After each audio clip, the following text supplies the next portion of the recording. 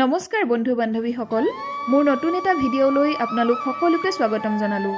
আমাৰ সত্ৰত অনুষ্ঠিত হোৱা ৰাজহুৱা নাম ভাওনা আৰু সত্ৰাধিকাৰৰ অভিষেক অনুষ্ঠানৰ কিছু দৃশ্য ভিডিঅ' আকাৰে আপোনালোকৰ মাজলৈ লৈ আহিছোঁ।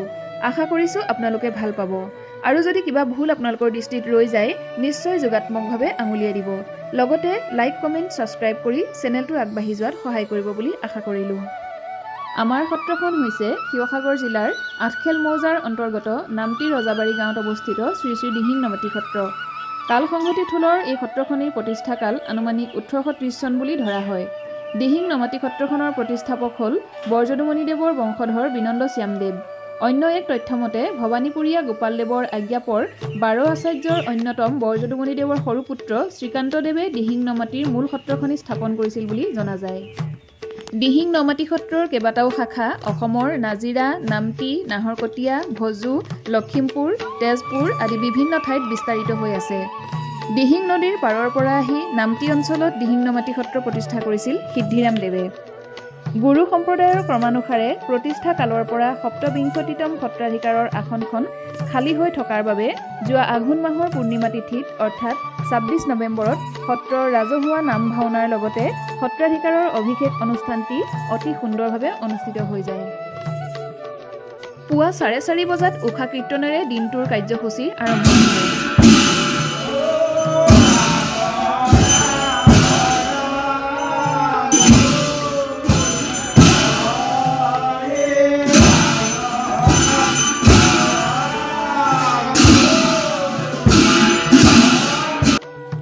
সত্ৰৰ কেউ দিশৰ ভক্ত বৈষ্ণৱ বংশ পৰিয়াল জীয়াৰী বোৱাৰীসকলে বিভিন্ন ঠাইৰ পৰা আহি এই মাংগলিক অনুষ্ঠানটিত সেৱা ধৰিবৰ বাবে সমবেত হয়। সকলোৰে মাজত পাৰ ভঙা উৎসাহ।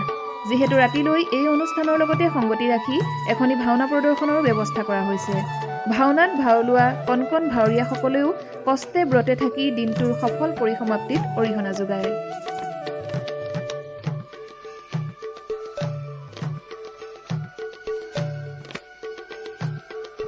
টেঙাপুখুৰী গজলা সত্ৰৰ সত্ৰীয়া প্ৰভু আৰু পুথিপঢ়া গজলা সত্ৰৰ সত্ৰীয়া প্ৰভুৰ পৰিচালনাত হোৱা দিনৰ নাম প্ৰসংগৰ লহৰে সমগ্ৰ অঞ্চলটোকে যেন দ্বিতীয় বৈকুণ্ঠপুৰীলৈ ৰূপান্তৰিত কৰিলে।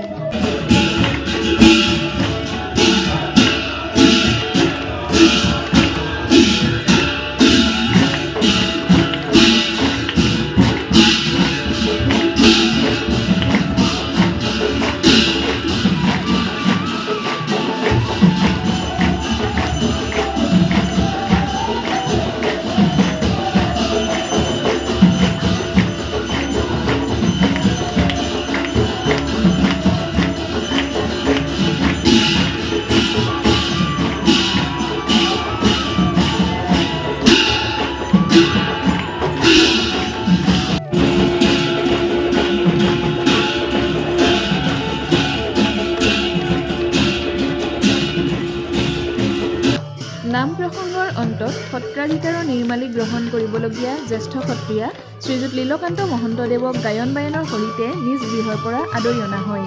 ষষ্ঠবিংশতিতম সত্ৰাধিকাৰ প্ৰয়াত যদুনাথ মহন্তদেৱৰ বৈকুণ্ঠ গমনৰ পিছত তেখেতৰে উত্তৰসূৰী হিচাপে সত্ৰৰ সৰ্বোচ্চ দায়িত্বভাৰ গ্ৰহণ কৰিবলৈ আগবাঢ়ি আহে জ্যেষ্ঠ সত্ৰীয়াজনে।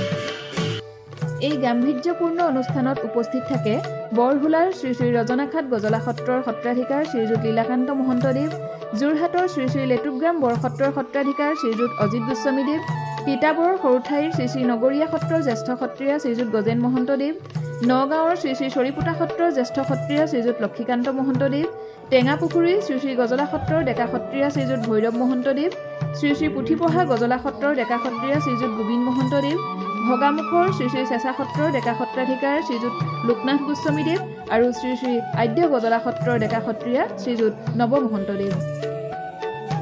পৰম্পৰা, আধ্যাত্মিক ৰীতি নীতি আৰু মাংগলিক পৰিৱেশৰ মাজত সত্ৰাধিকাৰৰ নিৰ্মালী প্ৰদান কৰে ৰজনাখাট গজলা সত্ৰৰ সত্ৰাধিকাৰ আৰু লেটুকগ্ৰাম সত্ৰৰ সত্ৰাধিকাৰ প্ৰভু।